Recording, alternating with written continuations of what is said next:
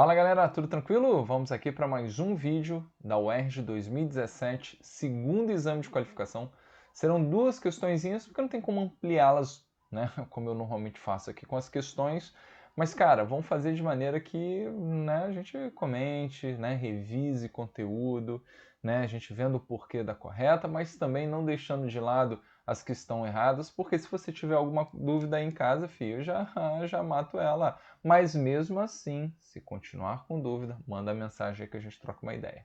Beleza? Lembra que aqui no Kibio, galera, tem um canal de membros para o ERJ, beleza? É vídeo pra caramba, né? Exclusivo para o canal de membros, em que eu organizo tudo por matéria.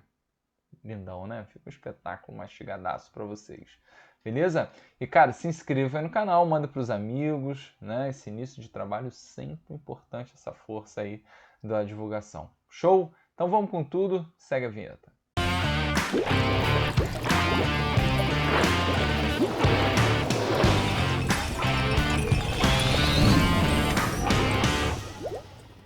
Pronto, galera. Primeira questão, muito tranquila, tá? Bem simples, enunciado, ó. Ele diz que a presença de nitrogênio e fósforo na alimentação de todos os seres vivos é fundamental ao bom funcionamento das células.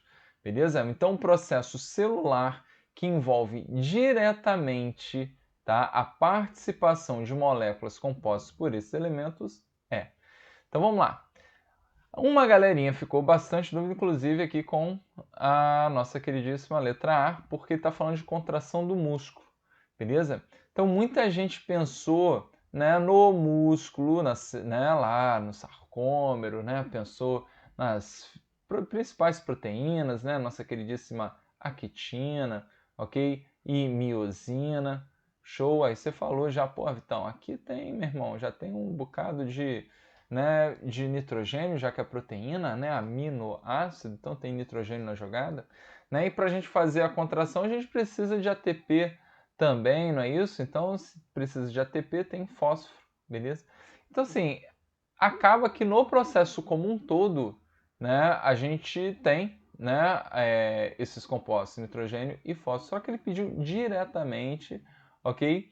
E num determinado processo, né? Aqui a gente está falando na constituição e numa outra molécula, beleza? Então não é exatamente o que ele está pedindo, certo? Então a letra A, que eu acho que poderia causar, né, algumas confusões, tá? Não poderia ser exatamente por isso, beleza? Agora na B, repara o seguinte, olha a diferença, ele está falando de armazenamento de energia. E a gente até falou de energia aqui, ó, de ATP. E o ATP, garoto, já botei como aqui ele? Bonitão para vocês. Né? Então lembra que a famosa adenosina trifosfato, ó, formado pela nossa queridíssima adenina, que é uma base nitrogenada. Então há muito nitrogênio aqui na sua constituição, beleza? Né? E tem aqui uma ribose, né? Lindona.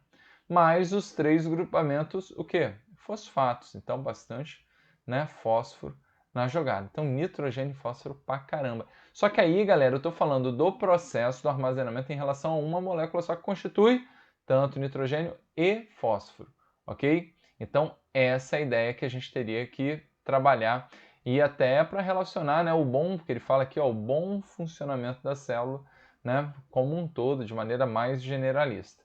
Beleza? Então, realmente ficou a letra B, certo? Por que não poderia ser a C? A C eu vou deixar para comentar, e é por isso que eu puxei as duas juntinhas, aqui na questão 44. Olha só como as questões podem muitas vezes se encaixar aí, beleza? Então, segura os pontos aí que a gente vai falar da C na 44. E transmissão do impulso nervoso. Transmissão do impulso nervoso, galera. Lembra que ele é garantido pela diferença de cargas, ok? Na parte externa e na parte interna dos axônios dos neurônios, beleza? Então, quando rolar o estímulo, lembra aquele papo? Vai abrir, né, um canal de sódio, entra o sódio, depois vai sair o potássio, enfim. A gente tem esse processo de despolarização, depois repolariza, e a bomba de sódio e potássio sempre importante no processo para a manutenção dessa diferença de cargas. Show de bola? Então aqui realmente não tem, né, muito por que atrelarmos, né, a nossa queridíssima resposta. Show? mas fica calmo que a gente ainda vai falar da alternativa C. Show? Porque na 44, olha só o que ele fala. Os diferentes tipos de transplantes representam um grande avanço na medicina. Entretanto, a compatibilidade entre doador e receptor nem sempre rola, resultando em rejeição do órgão transplantado. Então, um componente da membrana plasmática envolvido, né, no processo de rejeição é... Então, galera, lembra que a necessidade desse reconhecimento, você tem que pensar em algo que esteja o quê? Externo à célula, beleza? Né? Então, não só ao tecido transplantado, mas também as suas células de defesa que vão fazer esse reconhecimento. E se rolar um estranhamento, filho, né, de um tecido aí que, meu irmão, não é compatível, aí ela pode ficar injuriada e trabalhar contra a aceitação desse tecido aí nesse transplante. Beleza? Então, galera, vamos lá. Para a gente já matar a C e, meu irmão, fazendo a C da 36 junto aqui com a 44. Vamos lá. Pode ser colesterol? Não, não pode ser colesterol. Por que não pode ser colesterol? Colesterol que, inclusive, aqui na nossa membrana está desenhado aqui bonitinho, né? Ele tem uma relação muito importante com a fluidez da membrana, ok? Então, quanto maior a quantidade de colesterol, menor a fluidez da membrana plasmática, beleza? Então, nada a ver tem, né, com essa questão de compatibilidade. Fosfolipídio, né? Lembra que o fosfolipídio está aqui bonitão, né? Esse desenho classiquinho aqui, ó, né? Do nosso grupamento fosfato, ok? E dos ácidos graxos, ok? Que, né? Quem gosta muito dessa brincadeira, o nosso queridíssimo Enem, ok?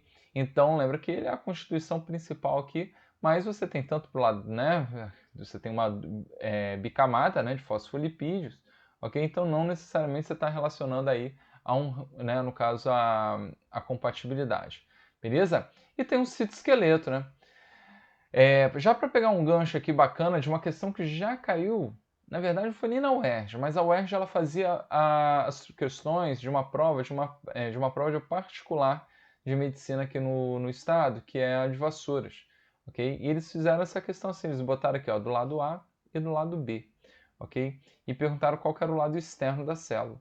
E no lado B, a gente já poderia atrelar aqui, ó, muitos filamentos proteicos, ok? Caracterizando exatamente quem? O citoesqueleto. E lembrando que o nosso queridíssimo Enem já veio com uma pegada bem complicada, né? Vou deixar aqui o vídeo para vocês, né, do Enem, sobre os componentes do citoesqueleto que tem uma intimidade maior com a membrana plasmática, que é, de fato, quem? A quitina. Beleza? Só que, galera, se eu estou pensando no interior da célula, eu não posso estar pensando em, né, identificação de qualquer tipo de célula. Pensou em identificação, você tem que pensar do lado externo, que no caso aqui seria o lado A, ok? Enquanto o lado B seria o lado interno da célula. Beleza? E aí, galera, sobrou quem? Glicoproteína. Vitão, então eu tô vendo aqui, inclusive, ó, no seu esqueminha que tem uma glicoproteína, né? Tem bastante carboidrato, de fato, né? A ideia de glicoproteína, glicídios ligados a proteínas, beleza? E aí a gente está falando da composição, ó, já que é tudo glico, né? De carboidrato, né? A gente está falando do glicocálice. E aí vem a ideia, gente. Se é carboidrato, a gente vai ter ó, carbono, ok? Hidrogênio e oxigênio, basicamente. Né? Lembra que a glicose, por exemplo, ela tem hidroxilas e carbonilas, beleza? E aí, gente, quando eu falo do glicocálice, a gente fala em carboidrato e a gente fala na ideia do reconhecimento, ok? Reconhecimento celular. E aí, gente, pronto. Agora eu justifiquei o porquê que não pode ser. Porque se eu estou falando de reconhecimento de antígeno, eu estava falando de glicocálice, e aí eu estou falando de carbono, hidrogênio e oxigênio. Não tem nitrogênio, não tem fósforo. Então nós rabiscamos aqui a letra C de cuscuz. Beleza? Então, de fato, o glicocálice ele vai estar relacionado a esse reconhecimento, ok, celular. E por isso, muitas vezes, né, os linfócitos, principalmente os linfócitos T, vão identificar esse tecido não, né, compatível.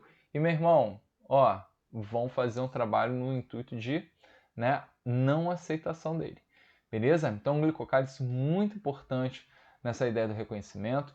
A gente fala muito do glicocálise também na inibição do crescimento das células por contato, tá? Um aspecto físico, ok? Em que as células crescem, encostam o glicocálise um com o outro e uma fala para a outra, ó, encostou o glicocálise, ó, filha, para de crescer um pouquinho, porque lembra que se a célula ela cresce de maneira descontrolada, né, ela vai se dividindo também de maneira descontrolada, e aí a gente está caracterizando aí a formação de tumor. Então, os tumores podem estar relacionados a má estruturação ou até mesmo a ausência do glicocálise.